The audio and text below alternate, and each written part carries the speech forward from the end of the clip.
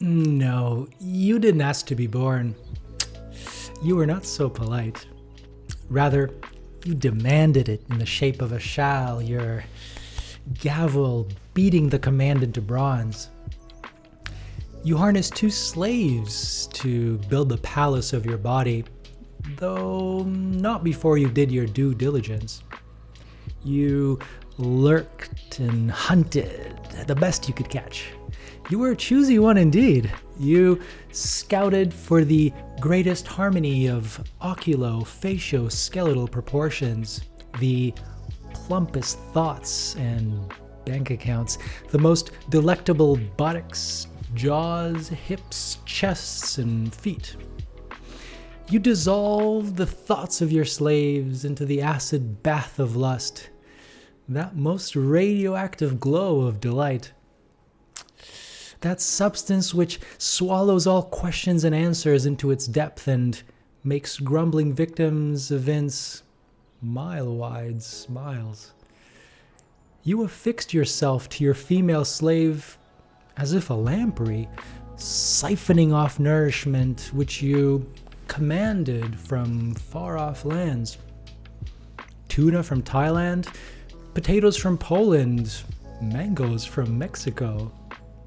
By air, sea, or land, you delighted in the armies of servants whose labor was sacrificed for your palace. Once your majestic structure was sturdy enough, you began to explore more land and demand more construction, greater chapels and oratories, greater sacrifices of flora and fauna.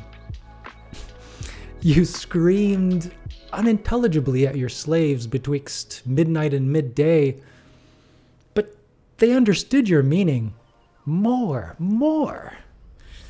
Thus were enlisted indentured servants of all kind at your behest.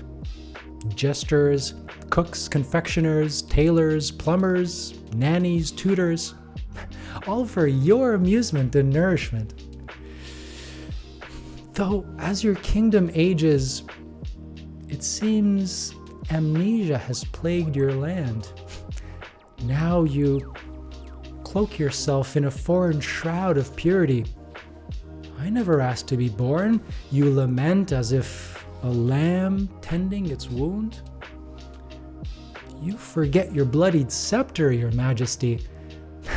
You spin yarns, you claim that it was, after all, your slaves who diabolically imprisoned you, that you were an innocent bystander, kidnapped from your slumber. Fear not, dear king.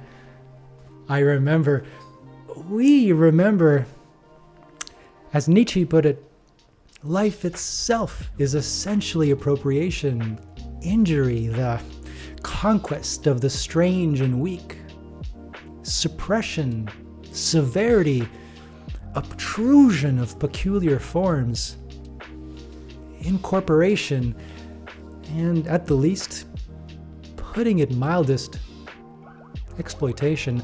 So rejoice in your palace, dear friend. Enjoy its infinite luster, for it came at an awesome price.